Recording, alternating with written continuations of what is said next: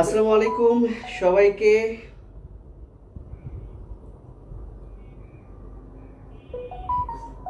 কিছুক্ষণের মধ্যেই আমরা আমাদের মেইন ক্লাস শুরু করব। ততক্ষণে আমি আমার বিভিন্ন গ্রুপে শেয়ার করে দেই। তোমরাও তোমাদের ফ্রেন্ডদেরকে মেনশন দাও, লেকচারটা শেয়ার করো যাতে অনেকেই উপকৃত হতে পারে। এবং আমি 1 মিনিটের মধ্যে স্টার্ট করছি, ঠিক আছে?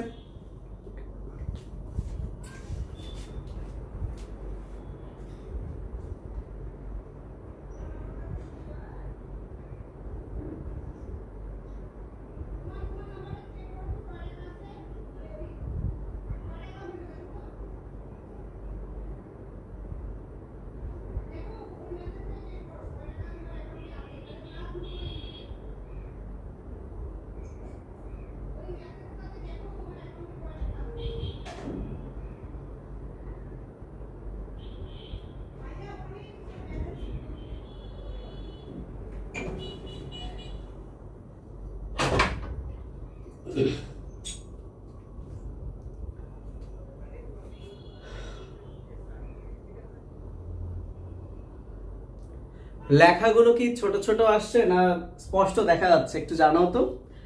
আর সবচেয়ে বড় কথা, যে লেখাগুলো আমি বোর্ডে তুলেছি এই লেখাগুলো তোমাদের কাছে যদি অ্যাসাইনমেন্টটা থাকে সেটাই তুলেছি, যাতে করে বারবার লিখতে না হয়।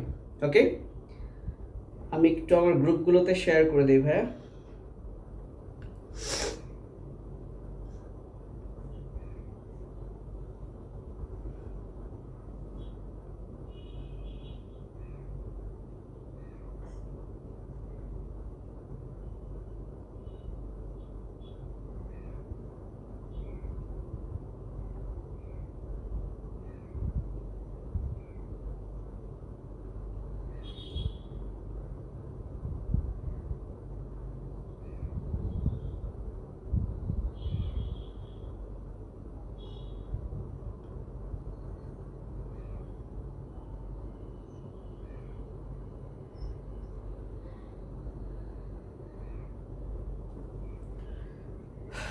ওকে,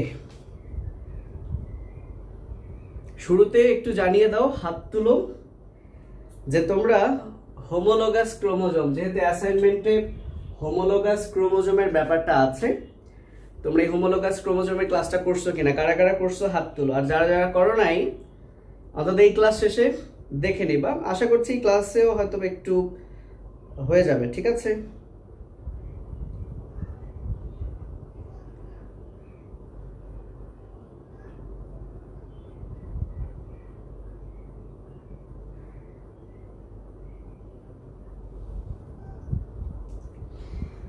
ওকে, ধন্যবাদ, অনেকেই হাত তুলেছে। স্বর্ণা, আমরা স্টার্ট করি। প্রথম যেটা কথা, আগে তোমাদেরকে এই পিপি, পিএম, এমপি, এমএম এই ব্যাপারটা একটু বোঝাই। সেটা হচ্ছে পি কথাটার অর্থ হচ্ছে প্যাটার্নাল, মানে হচ্ছে পিতৃবংশীয়। এটা আমি মনে হয় ওই হোমোলোগাস ক্রোমোজোমের ক্লাসটাতে আমি বলেছিলাম। তাহলে কি হয়েছে, আমি এখানে লিখি পি মানে হচ্ছে প্যাটার্নাল। ওকে, বাংলা হচ্ছে পিতৃবংশীয়, ঠিক আছে? কারণ একটা কথা সবার হয়, মনে আসতে পারে যে এখানে A B x Y Z দিয়েও তো করতাম, আমি পিপি পিএম কেন দিয়েছি? প্রত্যেকটার পিছনে একটু লজিক আছে। ওকে, আচ্ছা, আর এম মানে হচ্ছে ম্যাটার্নাল বা মাতৃবংশীয়। এখন লক্ষ্য করো, এখানে বলেছে দাদার থেকে আসা বাবার হোমোলোগাস ক্রোমোজোম আর দাদির থেকে আসা বাবার হোমোলোগাস ক্রোমোজোম। প্রথমে খেয়াল করো, হোমোলোগাস ক্রোমোজোমটা কার? দুটাই হচ্ছে বাবার। তাহলে তোমার বাবা, মনে করো এইখানে লিখি, এটা তোমার বাবার একটা কোষ। তোমার বাবার এই কোষের মধ্যে হোমোলোগাস ক্রোমোজোম আছে। সো মনে করো এই ক্রোমোজোমটা দাদি থেকে পেয়েছে আর এই ক্রোমোজোমটা দাদা থেকে পেয়েছে। তার মানে আমাদের বাবা দাদা দাদি থেকে হোমোলোগাস ক্রোমোজোম পেয়েছে, একটা দাদা থেকে একটা দাদি থেকে। তো মাথায় রাখবা, যেহেতু এখানে যে ক্রোমোজোমের কথা বলেছে সেগুলো হচ্ছে বাবার ক্রোমোজোম। কার ক্রোমোজোম? বাবার, আমার প্যাটার্নাল। ওকে, তাই বাবার হোমোলোগাস ক্রোমোজোমের শুরুতে আছে দেখো পি পি, বড় পি। আমি আবারও বলছি, তাহলে বাবার ক্রোমোজোম এখানে দেওয়া আছে, তাহলে বাবা যেহেতু প্যাটার্নাল সাইড, তাহলে বড় পি সামনে আছে। এখন বাবা যখন তার বাবা থেকে পেয়েছে, তার বাবা মানে কি? তার প্যাটার্নাল সাইড। তাই এই যে বাবার ক্রোমোজোম দেখে বড় পি, আর উনি পেয়েছে তার বাবা থেকে এই যে ছোট পি। আবার এখানে বাবার ক্রোমোজোম, তাই বড় পি, উনি পেয়েছে তার মাদার থেকে, ম্যাটার্নাল সাইড থেকে, তাই ছোট এম। তাহলে এবার বুঝতেই পারছো যে বড় এম মানে হচ্ছে এটা মায়ের ক্রোমোজোম, বড় এম মানে হচ্ছে এটা হচ্ছে মায়ের ক্রোমোজোম। এখন এই মা তার বাবা থেকে, তো মায়ের বাবা কি হবে? আমাদের নানা, তাই না?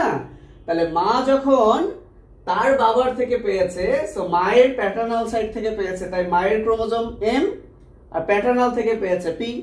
আবার মায়ের ক্রোমোজোম এম, এবার ম্যাটার্নাল নানি থেকে পেয়েছে, তাই হচ্ছে এম। তাহলে একটু আওয়াজ দাও যে পিএম এমপি এ কি প্রাইম মিনিস্টার বা অন্য কিছু কিনা? সো কেন এই পিপি পিএম এমপি দিয়েছে, আশা করি এটা ক্লিয়ার। ঠিক আছে, এটা হাত তোলো, এটা ক্লিয়ার কিনা? সবাই হাত তোলো, হাত তোলো এবং ফ্রেন্ডদেরকে জানিয়ে দাও ক্লাস শুরু হয়ে গেছে। এখনো হয় নাই, আর কথাগুলো স্পষ্ট কিনা, লেখা স্পষ্ট কিনা একটু কমেন্ট করে জানাও। বলা পাই,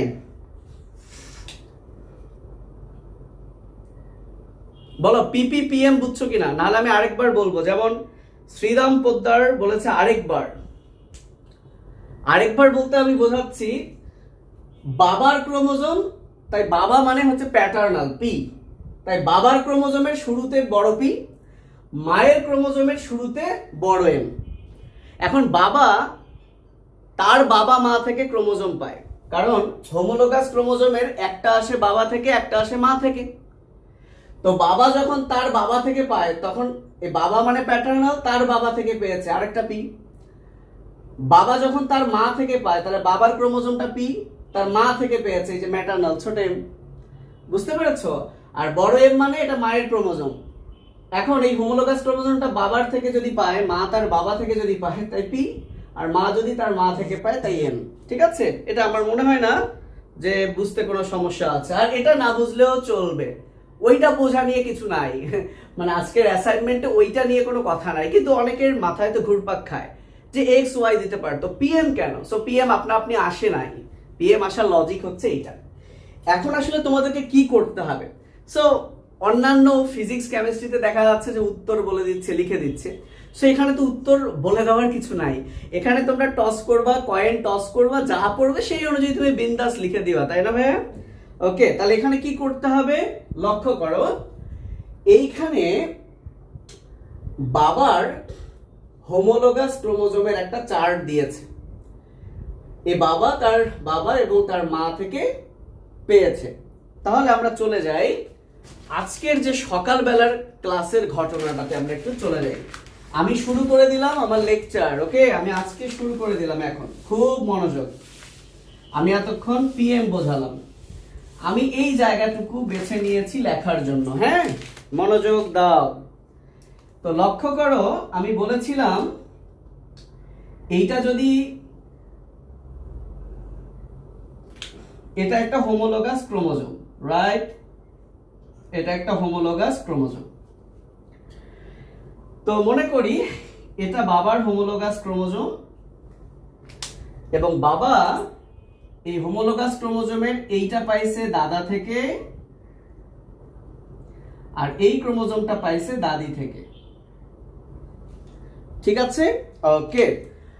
আমরা বলেছিলাম আজকের সকালের ক্লাসে যে এই ক্রোমোজোমের মধ্যে লোকাস আছে, অর্থাৎ ক্রোমোজোমের মধ্যে জিন আছে। এই জিন যেখানে অবস্থান করে তাকে আমরা বলি লোকাস, সিঙ্গুলার, আর প্লুরাল হচ্ছে লোকাই, বা কেউ কেউ লোসাইও বলে। তো মনে করি দেখো এখানে 1 2 3 4 চারটা লোকাসের কথা বলা আছে। তো মনে করি দাদার এই যে চারটা লোকাস 1 2 3 4 আর দাদির ক্রোমোজোমের চারটা লোকাস 1 2 3 4 এবং হোমোলোগাস ক্রোমোজোমে আমরা সকালবেলা বলেছি যে এই 1 নাম্বার লোকাস যে বৈশিষ্ট্য বহন করবে দাদির অপর ক্রোমোজোমটাও যদি এরা হোমোলোগাস হয় এর 1 নাম্বারটা যে বৈশিষ্ট্য বহন করবে অপরটাও একই বৈশিষ্ট্য বহন করবে, কিন্তু পার্থক্য কোথায়?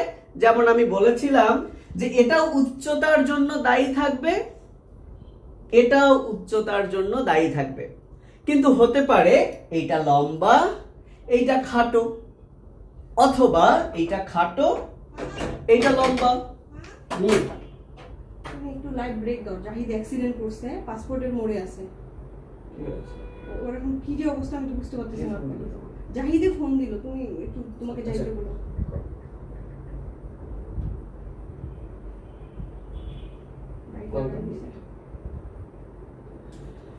আচ্ছা ছেলেমেয়েরা জাস্ট 2 মিনিট ওয়েট করো, আমি একটু দেখি আমার এক স্টাফ অ্যাক্সিডেন্ট করেছে কি হয়, না হলে লাইভটা হয়তো পরে করতে হবে।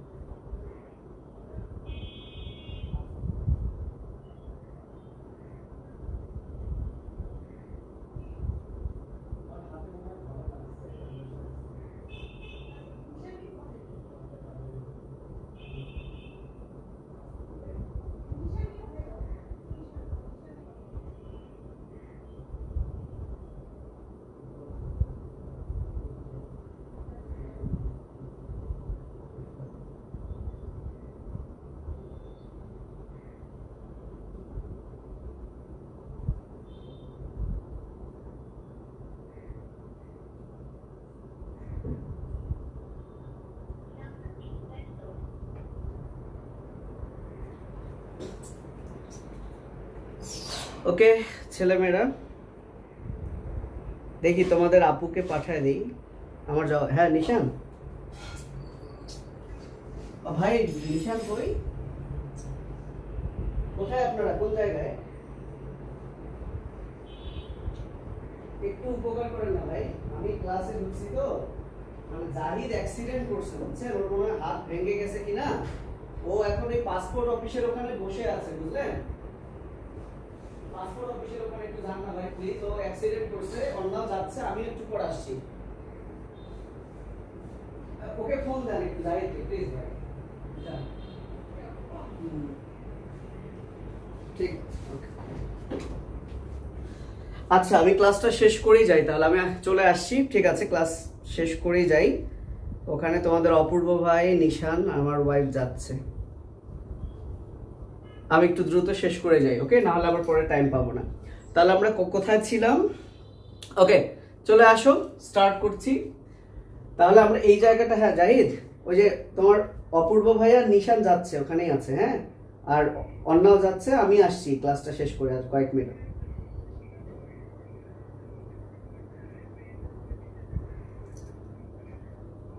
আচ্ছা যাচ্ছে, হ্যাঁ ওকে।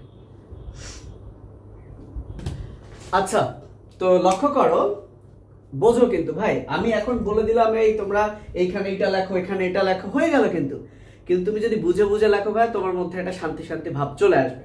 আচ্ছা কি হয়েছে, তাহলে আমি কি বলছি যে হোমোলোগাস ক্রোমোজোমের ক্যারেক্টারটা হচ্ছে এরকম, একটা ক্রোমোজোমের যে লোকাসে,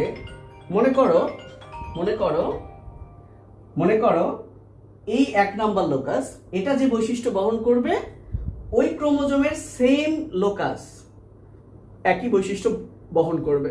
যেমন এটা যদি উচ্চতার জন্য দায়ী হয় এটাও উচ্চতার জন্য দায়ী, বাট এটা লম্বা হইতে পারে এটাও লম্বা হইতে পারে, এইটা লম্বা হইতে পারে এটা খাটো হইতে পারে, এটা খাটো এটা লম্বা, দুইটাই খাটো, যে কোনো কিছু হইতে পারে।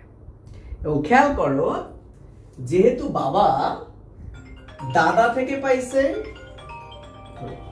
যেহেতু বাবা দাদা থেকে পাইছে, দাদি থেকে পাইছে, তাহলে লক্ষ্য করো দাদা থেকে, দাদার 1 নাম্বার লোকাসের যে জিন সেটা কিসের জন্য দায়ী? দেখো, রক্তে চর্বি বেশি। তাহলে মনে করি দাদার এই 1 নাম্বার লোকাসটা কিসের জন্য দায়ী? রক্তে চর্বি বেশি। তার মানে এই লোকাসটা চর্বির পরিমাণ নিয়ন্ত্রণ করে। তাহলে অবশ্যই দাদির 1 নাম্বার লোকাসটাও চর্বির পরিমাণ নিয়ন্ত্রণ করবে। এখন দাদির এই লোকাসটাও চর্বি বেশি কম যে কোনো কিছু নিয়ন্ত্রণ করতে পারে, কিন্তু এখানে বলেই দিছে দাদির এই 1 নাম্বার লোকাসটা, মানে দাদির বলতে দাদি থেকে আসা যে ক্রোমোজোম, হ্যাঁ দুটাই তো বাবার ক্রোমোজোমের লোকাস, কিন্তু যেটা দাদি থেকে আসছে সেটা রক্তে চর্বি কম, সেটা রক্তে চর্বি কম। তার মানে এইটা বাবার হোমোলোগাস ক্রোমোজোম। এই বাবার হোমোলোগাস ক্রোমোজোমে আমরা 4টা লোকাস, মানে 4টা লোকাই এঁকেছি। 1 নাম্বার এই লোকাসটা রক্তে চর্বি, যেটা দাদা থেকে আইছে, এখানে রক্তে চর্বি বেশি জন্য দায়ী, আর দাদির 1 নাম্বারটা রক্তে চর্বি কমের জন্য দায়ী। বুঝতে পেরেছো? ওকে, আমার বিশ্বাস বুঝতে পেরেছো। অনুরূপভাবে দাদার 2 নাম্বারটা এবং দাদির 2 নাম্বারটা দুটাই চুলটা কেমন, চুলটা কেমন সেটার জন্য দায়ী। তো বলা হয়েছে দাদার যে 2 নাম্বার, মানে বাবার দাদা থেকে যেটা আসছে সেটা কোকড়া চুলের জন্য দায়ী, দাদিরটা হচ্ছে কোকড়া চুল। তার মানে তোমার বাবার চুলও কোকড়া, হোয়াট এভার, সেটা আলাদা কথা। তাহলে আশা করি বুঝতে পারছো। দেখছো, এটা চোখের রঙের জন্য দায়ী 3 নাম্বার লোকাস, আর 4 নাম্বারটা সে কেমন, তার প্রকৃতি কি, সে চঞ্চল না শান্ত, সেটার জন্য দায়ী। আমরা এতটুকু আশা করি বুঝতে পেরেছি যে এখানে আসলে কি বুঝাইছে, এইসব কেন দিল এসব। ঠিক আছে ভাইয়ারা, ঠিক আছে? আচ্ছা, তোমাদেরকে বলি, তোমাদের আমার স্টাফ জাহিদ ভাইয়া, এই যে এখানেই ওর কিছু সমস্যা হয়নি, কিন্তু ও পড়ে গিয়ে হাতে ব্যথা পেয়েছে। অপূর্ব ভাই আর নিশান ভাই, অপূর্ব ভাইয়ের ম্যানেজার, আমার বউ অলরেডি গেছে, আমিও শেষ করেই যাব, সমস্যা নেই। ওরা ওকে হাসপাতালে নিয়ে যাবে, তোমরা দোয়া করো যাতে সে সুস্থ থাকে। ঠিক আছে ভাইয়া? ওকে, কেউ না থাকলে অবশ্যই আমাকেই যেতে হইতো, মাস্ট। আচ্ছা, তাহলে এতটুকু বুঝছো আমার কথা ভাইয়া? তুমি কনসেপ্ট বুঝো প্লিজ। তুমি হুদাই মানুষের দেখে দেখে লিখো না, তুমি যাই লিখবা তাই ঠিক, কি একটু পরে বুঝতে পারবা। আর তুমি টস না করলেও হবে, হেড টেল যাই উঠুক ভাইয়া, নো প্রবলেম। আচ্ছা, এইবার আমি তোমাদের ইয়েটা পড়াই, মানে কি বলেছে, মানে প্রশ্নটা কি সেটা একটু পড়াই, তাহলে ভালো লাগবে। দেখো কি বলেছে, আমি পড়ছি, তোমাদের কাছে প্রশ্ন থাকলেও পড়ো। সেখানে 2টা ঘর আছে। একটা ঘরে বলছে ক্রসিং ওভার ব্যতীত মিওসিস হলে কি ঘটে। সো আমরা শুরুতে এটাই দেখব, মানে ক্রসিং ওভার হয় নাই, কারণ আমরা জানি মিওসিস হতে গেলে সেখানে তো ক্রসিং ওভার ঘটে। তো ক্রসিং ওভার ঘটেও হলে কি হবে, ক্রসিং ওভার যদি না ঘটে তাহলে কি হবে, সেটাই আমরা মূলত দেখব। তো এখানে একটা নির্দেশনা দিয়েছে 3 নাম্বারে, বাবার 2টি হোমোলোগাস ক্রোমোজোম থেকে, মনে করি এটা বাবার 2টা হোমোলোগাস ক্রোমোজোম, এই 2টা হোমোলোগাস ক্রোমোজোম থেকে যে কোনো একটা ক্রোমোজোম একবারে কোনো একটি পুংগ্যামিটে যেতে পারে। এবং মায়ের বেলায়ও সেম কথা, মায়ের বেলায়ও সেম কথা। এই কথাটা যারা বোঝো নাই, যাদের বুঝতে একটু প্রবলেম হচ্ছে, আমি একটু ক্লিয়ার করে দিচ্ছি। ভাইয়া, বাবায় তো হোমোলোগাস ক্রোমোজোম গুলো তো জোড়ায় জোড়ায় থাকে, তাই না? তো আমরা সবাই জানি বাবার মধ্যে যদি 23 জোড়া ক্রোমোজোম থাকে, কয় জোড়া? 23 জোড়া। তাহলে এই বাবার যে শুক্রাণু, এই শুক্রাণুর মধ্যে ক্রোমোজোম থাকবে 23টা। বোঝো নাই? কারণ শুক্রাণু তো হ্যাপ্লয়েড, তাই না? তাহলে সেখানে তো ক্রোমোজোম অর্ধেক হয়ে যাবে। তাই বলছে, অর্থাৎ বাবার যে ক্রোমোজোম গুলো জোড়ায় জোড়ায় থাকে, এই জোড়ার মধ্যে যে কোনো একটা শুক্রাণুর মধ্যে যাবে। আয় ছেলে পেলে, বুঝছো? আমি আবারও বলি, বাবার মধ্যে যে শুক্রাণু তৈরি হবে, তো বাবার যে মাতৃকোষ, শুক্রাণু মাতৃকোষ, সেখানে তো ক্রোমোজোম গুলো জোড়া আছে, কিন্তু এই ক্রোমোজোমটা তো মিওসিস হবে। মিওসিস হলে কি হবে? অর্ধেক হবে। আমরা সবাই জানি মাতৃকোষ থেকে শুক্রাণু তৈরি হয় মিওসিস প্রক্রিয়ায়, ফলে মাতৃকোষের ক্রোমোজোম সংখ্যার অর্ধেক হয়। তাহলে কমন সেন্স এটাই বলে মাতৃকোষে যে এক জোড়া ক্রোমোজোম আছে, যেহেতু অর্ধেক হয়ে যাবে তাহলে এইখানে একটা যাবে, তাহলে এখানে দুইটা থাকলে এখানে কয়টা যাবে? একটা যাবে। তাহলে তোমরাই বলো তো, বাবার এই দুইটা ক্রোমোজোম একটা দাদা থেকে আইছে, একটা দাদি থেকে আইছে, তাই না? এখন শুক্রাণুর মধ্যে এই দাদারটা যাবে না দাদিরটা যাবে? যে কোনো একটা যেতে পারে, সেইটা আমরা টস করব। সেটা আমরা কি করব? টস করে দেখব। যদি টসে হেড ওঠে তাহলে একটা যাবে, যদি টেইল ওঠে তাহলে একটা যাবে। তো আমরা এখন টস করব। কিন্তু কনসেপ্টটা বুঝছো যে কেন যে কোনো একটা যাবে?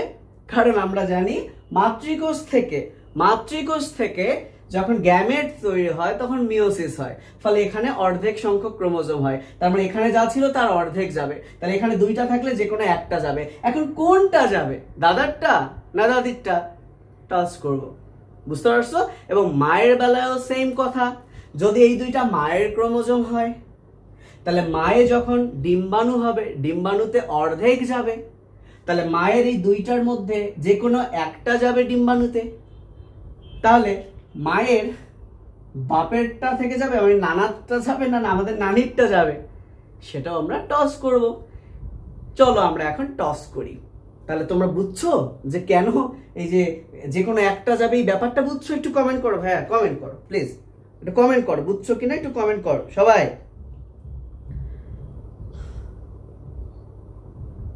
ছেলেমেয়েরা বুঝছো কিনা প্লিজ একটু কমেন্ট করো, কমেন্ট করে জানাও যে বুঝছো কিনা। বুঝতে হবে। আমি একটা কল ধরে নিই। মা, অন্য একটু বাইরে গেল। মা, অন্য একটু বাইরে গেল। ওকে,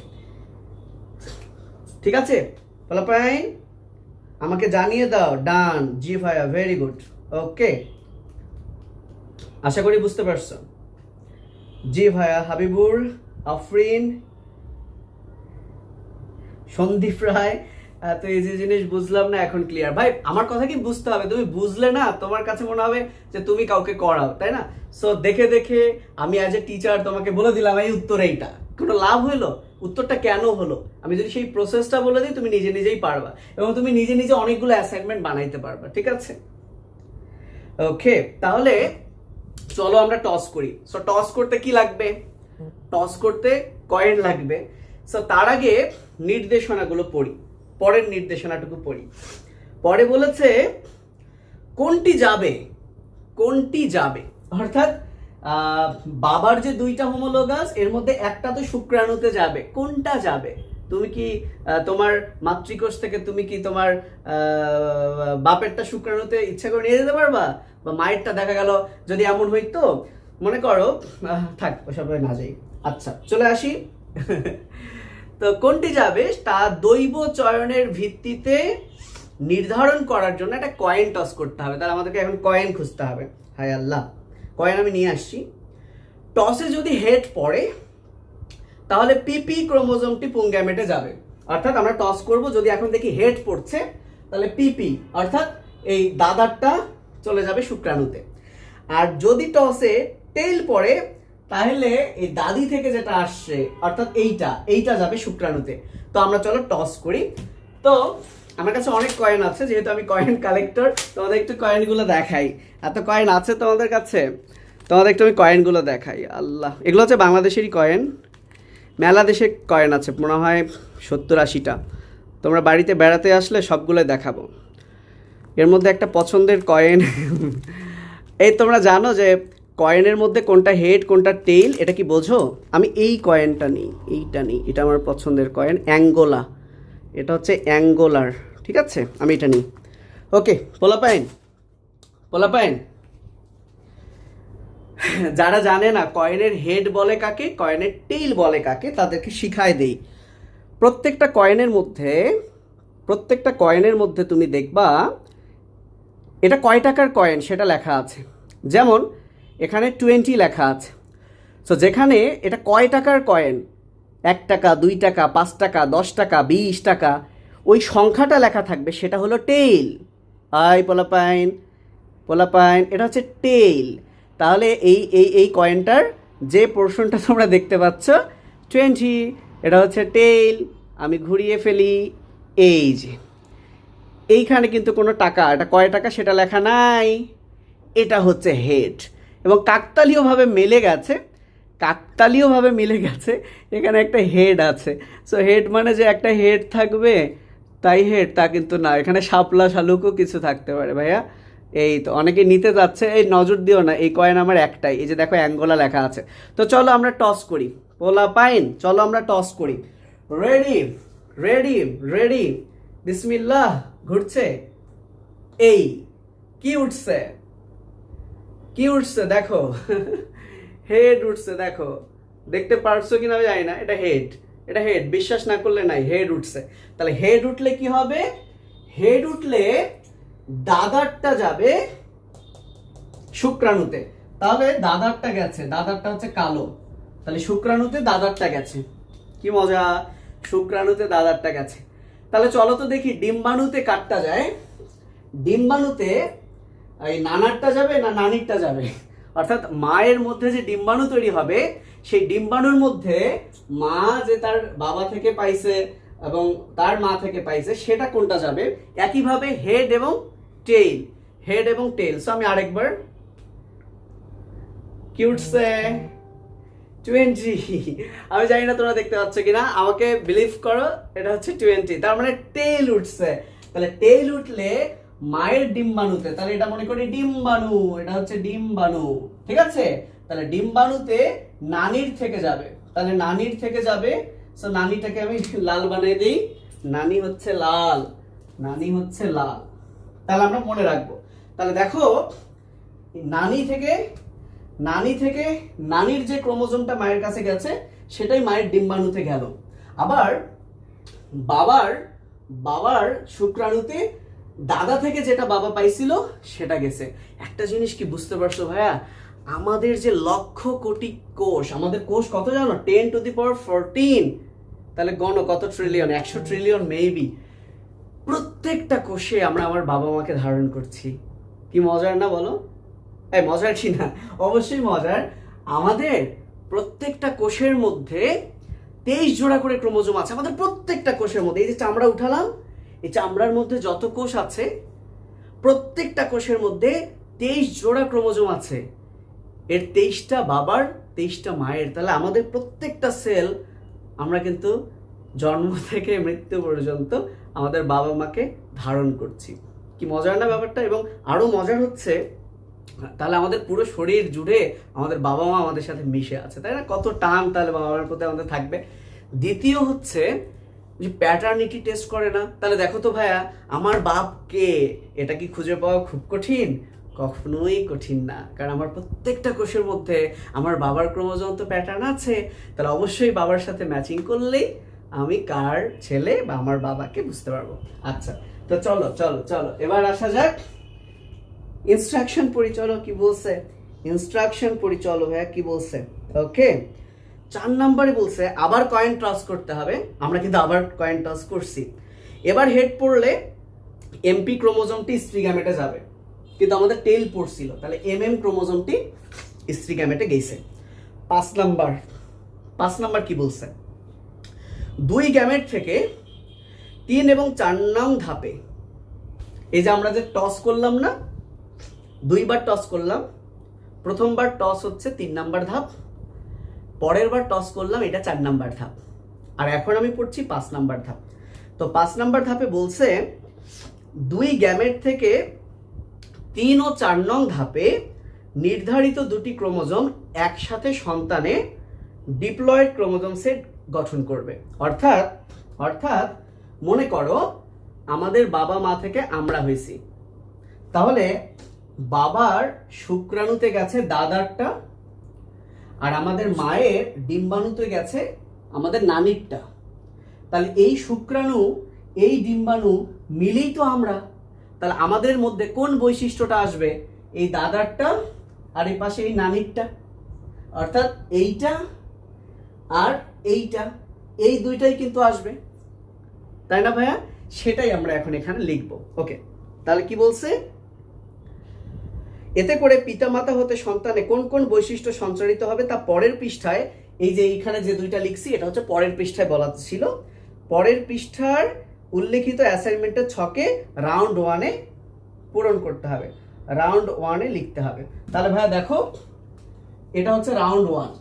তাহলে রাউন্ড 1-এ বাবার থেকে আসা বৈশিষ্ট্য কি কি, তাহলে বাবার মধ্যে এই বৈশিষ্ট্যগুলো ছিল, এই বৈশিষ্ট্যগুলো ছিল, কিন্তু বাবার থেকে আমরা কোন বৈশিষ্ট্য পেলাম, তাহলে বাবার শুক্রাণুতে দাদারটা চলে আইছে, তাহলে বাবার থেকে যে বৈশিষ্ট্যগুলো পাইলাম সেগুলো হচ্ছে এইগুলা বৈশিষ্ট্য। তাহলে আমরা এখানে লিখে ফেলবো, রক্তে চর্বি বেশি, রক্তে চর্বি বেশি, দেন কোকড়া চুল, দেন বাদামি চোখ, and then চঞ্চল। সরি, চঞ্চল বানাম যে কি হইলো, আচ্ছা ধইরা নাও চঞ্চল। আচ্ছা, মায়ের থেকে কোন বৈশিষ্ট্যগুলো আমাদের মধ্যে আসলো, মায়ের এই নানিরটাই কিন্তু মায়ের ডিম্বাণুতে গেছে, তাহলে এই বৈশিষ্ট্যগুলো আমাদের কাছে গেছে। তাহলে এই বৈশিষ্ট্যগুলো গেছে মানে রক্তে চর্বি বেশি, এখানেও কোকড়া চুল, বা তাহলে আমরা কোকড়া চুলেরই হব। নীলাভ চোখ, তাহলে বাবা থেকে বাদামি চোখের বৈশিষ্ট্য পাইছি, মা থেকে নীলাভ চোখের বৈশিষ্ট্য পাইছি, এখন আমরা যে কি বৈশিষ্ট্য হব, চঞ্চল। তার মানে আমরা শিওর আমরা সবাই চঞ্চল হচ্ছি, আমাদের সবার রক্তে চর্বি বেশি থাকছে, আস্তাগফিরুল্লাহ, এটা খুবই খারাপ, আমাদের সবার কোকড়া চুল হচ্ছে, বাট চোখের কালারটা যেহেতু বাবার থেকে একটা পাইছি, মায়ের থেকে একটা, এখন আমরা দেখা যাক হাইব্রিড হই না কি হই, সেটা পরের ইস্যু। তাহলে বুঝতে পেরেছো রাউন্ড 1, বুঝতে পেরেছো ছেলেমেয়েরা, রাউন্ড 1 বুঝতে পেরেছো? আচ্ছা, যদি রাউন্ড 1 বুঝতে পারো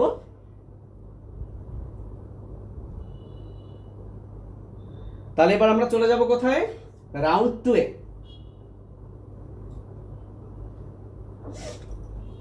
এতটুকু ক্লিয়ার কিনা একটু জানাও।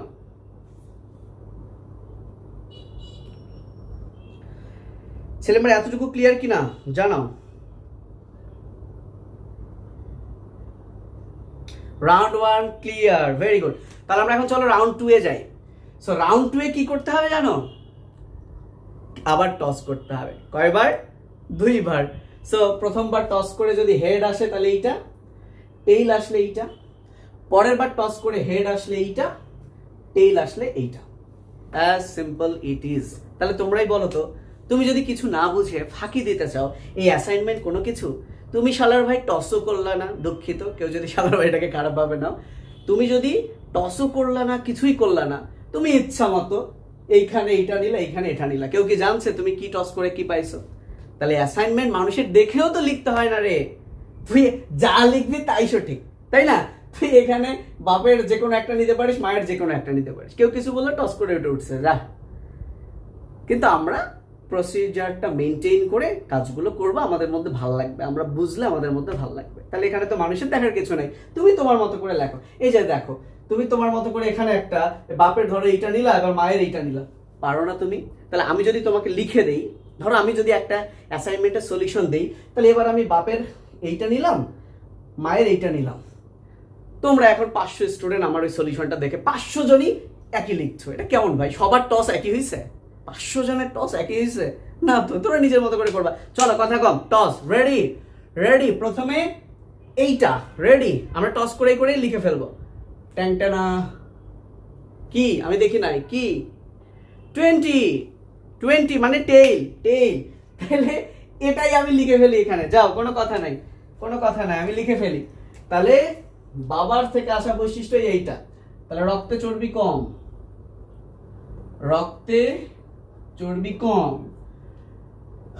কোকড়া চুল, নীলাভ চোখ, শান্ত। যদিও টস আগে করতে বলছে, তারপর লিখতে বলছে, আমরা নেক্সট টস করি। বিসমিল্লাহ, একবার বলি না, এবার বললাম। কি আসছে? হায় খোদা, আবার টেইল মানে এইটা, টেইল মানে এইটা, ওটা বলাই আছে। যদি এখন বলো ভাইয়া টেইল মানে কেন এইটা, বলাই আছে, আমার কি। তাহলে এইটা লিখে ফেলি, মা থেকে আসছে রক্তে চর্বি বেশি, কোকড়া চুল, কার্লি হেয়ার, কোকড়া চুল, নীলাভ চোখ, নীলাভ চোখ এন্ড চঞ্চল। তাহলে রাউন্ড 1 এবং 2 ক্লিয়ার কিনা? সবাই জোরে আওয়াজ দাও, হাত তুলো।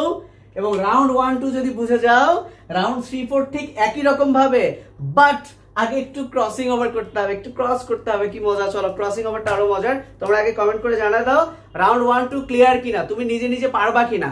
এখন পারলে তুমি আজকের ক্লাসের পর নিজে নিজে অ্যাসাইনমেন্ট সবাইকে শেখাবা যারা বুঝবে না। ওকে, ঠিক আছে, কিন্তু কারো দেখে করবা না, তুমি শেখাবা যে তুমি তোমার মতো করে টস কর, রাইট? ওকে ওকে, বলো বলো ক্লিয়ার কিনা। যদি ক্লিয়ার হয় আমরা এখন ক্রসিং ওভার করব। তার আগে একটা কথা বলে দেই, এই যে আমি এরকম 1 2 3 4 16টা বানাইছি, তো ওখানে বলছে 16টা কার্ড বানাবা। তুমি যদি আরো সৎ হইতে চাও এরকম 16টা কার্ড বানায় রাখতে পারো, ঠিক আছে? কার্ড বানালে ক্রসিং ওভার করলে এরকম করে ক্রস করে দিব, কিন্তু আমরা মুছে মুছেও করতে পারবো। এখন যদি এটা প্র্যাকটিক্যাল হইতো, টিচাররা দেখতো, তখন হয়তো বা কার্ড দেখতে চাই, কিন্তু হয়তো বা এটা দেখবে না। তুমি কার্ড না বানাতেও পারো, বাট বানাতে পারো, কোনো সমস্যা নেই। তো চলো আমরা নির্দেশনা পড়ি ভাইয়ারা, চলো আমরা নির্দেশনা পড়ি। ভেরি গুড, একা একাই পারবে, এটাই তো চাই যে একা একা পারবা। কেন তোমাকে একটা টিচার, যেমন এসএসসির বাচ্চাদের দেখলাম হুবহু বলে দিচ্ছে, বিলিভ করবা জানো, তোমাদের যে এসএসসির অ্যাসাইনমেন্টটা আমি দেখলাম না একটু হার্ড। এখন কোন স্টুডেন্টকে না বুঝায় যদি ভাই আমি লিখে দিই উত্তরগুলা, সারা বাংলাদেশে সবাই একই উত্তর লিখছে, তাহলে ওর মধ্যে তো কোনো বিকাশ হইলো না। কি হইলো? লাভ আছে কোনো? ওই ছেলেটা ইন্টারে উঠবে না। ওকে, হ্যাঁ, টস দিব আর লেখমো। এবার চলো ভাইয়া, এবার কি বলেছে?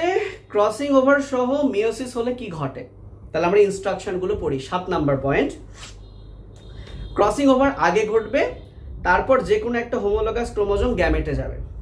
এই কথাটা কি বুঝছো? আগে ক্রসিং ওভার হয়, তারপর কিন্তু যে কোনো একটা হোমোলোগাস ক্রোমোজোম গ্যামেটে যায়। কারণ আমরা জানি মিওসিসের প্রথম ধাপ হচ্ছে প্রোফেজ 1, মিওসিস 1 এর প্রথম ধাপ হচ্ছে প্রোফেজ 1, এবং সেই প্রোফেজ 1 এর প্যাকাইটিনে ক্রসিং ওভার হয়। তার মানে ক্রসিং ওভারটা আগে হয়। কিন্তু ক্রোমোজোম যখন 2 ভাগ হয়ে 2টা আলাদা কোষে যাবে, হাফ হয়ে যাবে, সেটা কিন্তু অ্যানাফেজ 1 এ হয়। তাহলে কমন সেন্স এটাই বলে আগে ক্রসিং ওভার হবে, তারপর গ্যামেটে যাবে। তাহলে এবার আমাকে আগে ক্রসিং ওভার করতে হবে, তারপর টস করতে হবে। কাহিনী খুব সিম্পল। চলো, এরপরে যেটা বলেছে, ক্রসিং ওভার ক্রোমোজোমের 4টি অবস্থানের যে কোনোটিতে ঘটতে পারে। অর্থাৎ এই যে 4টা অবস্থান 1 2 3 4, এই যে 1 2 3 4, তাহলে এনাদের মধ্যে যে ক্রসিং ওভারটা ঘটবে সেটা 2 এর সাথে 2 এর হতে পারে, 1 এর সাথে 1 এর হতে পারে, 3 এর সাথে 3 এর হতে পারে, 4 এর সাথে 4 এর হতে পারে, যে কোনোটাতে হতে পারে। কোনটাতে হবে? টস। আসছি। প্রথমে বাবার, কই গেল? পড়ি পড়তেই মজা লাগে। প্রথমে বাবার ক্রোমোজোম জোড়াটি, তাহলে বাবার ক্রোমোজোম জোড়া এই দুইটা, পিপি অ্যান্ড পিএম। প্রথমে বাবার ক্রোমোজোমটি বিবেচনা করলাম। আচ্ছা, করলাম। পরপর 2 বার কয়েন টস করতে হবে। পরপর কয়বার কয়েন টস করতে হবে? 2 বার। তো চলো 2 বার কয়েন টস করে দেখি কি ওঠে, তারপরে পরেরগুলা পড়ি। 2 বার কয়েন টস করব। বিসমিল্লাহ। 1, মাথা উঠেছে, মাথা, দেখো মাথা মানে হেড উঠেছে প্রথমবার। দ্বিতীয়বার টস করি, এবার টেইল উঠেছে। তাহলে ওনারা বলেছে 2 বার টস করতে। তোমরা আমাকে বিলিভ করো, প্রথমে হেড উঠেছে, পরে টেইল উঠেছে। তাহলে এবার দেখি প্রথমে হেড পরে টেইল উঠলে কি বলে। সেখানে বলা আছে আগে হেড পরে টেইল পড়লে কি করতে হবে? অবস্থান 2 এ ক্রসিং ওভার করতে হবে। তাহলে যদি কোনো কারণে 2 বারই হেড ওঠে, তাহলে বলছে 1 নম্বরে ক্রসিং ওভার হবে। তার মানে তুমি যদি 2 বার টস করো, বিন্যাস সমাবেশ তো শিখছো অঙ্কে, যে কোনো 4টা ঘটনা ঘটতে পারে। তাহলে 4টা ঘটনার জন্য কয় নাম্বারে ক্রসিং ওভার ঘটবে সেটা দেওয়া আছে। কত মজার ভাইরে! তাহলে আমাদের প্রথমে হেড উঠেছে, তারপর টেইল উঠেছে, তাহলে ক্রসিং ওভার ঘটবে 2 নাম্বারে। ওয়াও, তাহলে আমাদের ক্রসিং ওভার আমরা করব 2 নম্বরে। কপাল খুবই খারাপ, কারণ 2 নম্বরে ক্রসিং ওভার করা মানে কি জানো, এই বৈশিষ্ট্যটা এইখানে আসবে, এই বৈশিষ্ট্যটা এখানে যাবে, কিন্তু দুটাই তো কোকড়া চুলের, খুব একটা চেঞ্জ হবে না। তো আমাদের না মুছলেও হয়তো বোঝানোর সুবিধার জন্য। হায় রে হায় খোদা, এটা কি হইলো।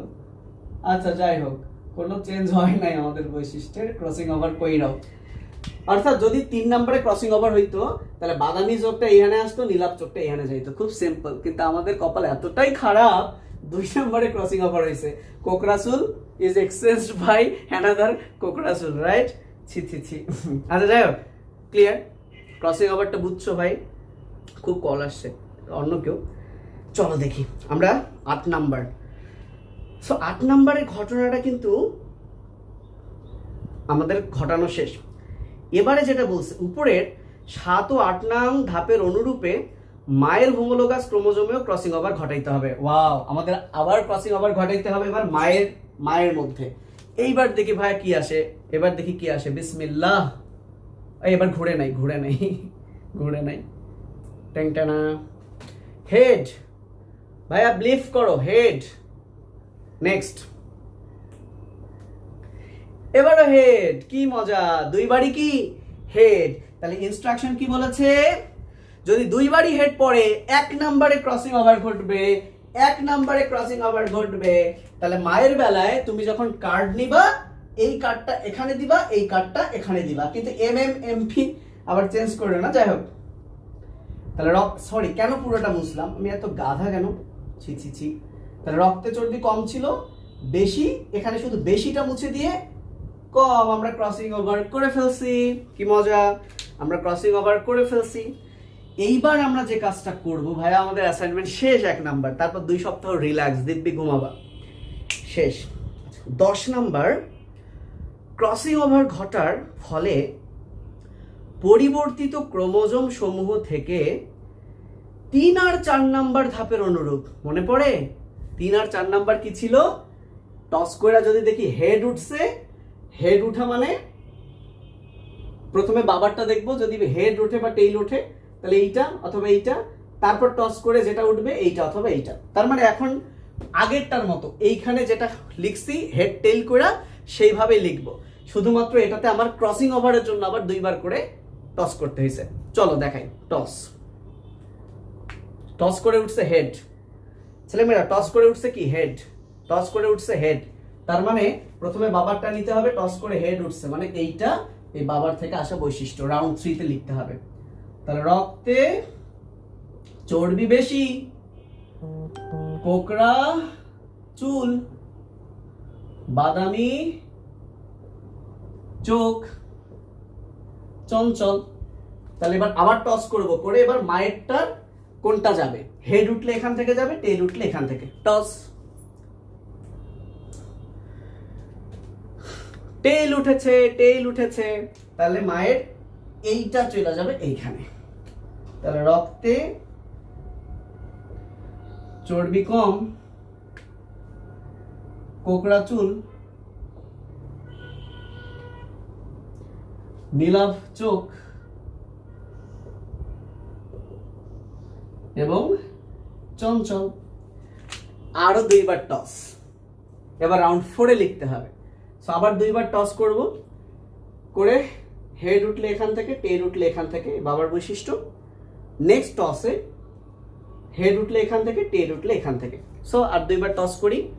প্রথম টস উঠেছে হেড, কি উঠেছে হেড, তাহলে এইটা চলে যাবে এখানে। রক্তে চর্বি বেশি, সোজা চুল, নীলাভ চোখ, শান্ত। ক্লিয়ার? সরি আমি ভুল লিখেছি, তোমরা ধরলা না কেন? এইটা কেন, বাবার থেকে আসছি না, হেড উঠছে, তাহলে এইটা আসবে। আচ্ছা যাই হোক, রক্তে চর্বি বেশি, কোকড়া চুল আসবে। আমি দেখলাম তোমরা ভুলটা ধরতে পারো কিনা। কোকড়া চুল, কিন্তু তোমরা ভুল ধরতে পারো নাই। বাদামি চোখ, তোমরা পচা। আর চঞ্চল। আচ্ছা এখন কথা হচ্ছে, থাক কোনো কথা বলবো না। Next toss and last toss শেষ। 20 আই মিন টেইল, 20 মানে টেইল, সবসময় খালি মায়ের এই নানিরটাই যাচ্ছে না। রক্তে চর্বি কম, কোকড়া চুল, নীলাভ চোখ, চঞ্চল। তাহলে ভাইয়া এই যে দুইটা ঘর যে তুমি পূরণ করলে তুমি কত মার্ক পাইলা জানো? পূরণ করলে তুমি কত মার্ক পাইছো জানো? তুমি পাইলা টোটাল তো 12 মার্ক, এর মধ্যে মনে হয় তুমি 4-4-8 মার্ক পেয়ে গেলা।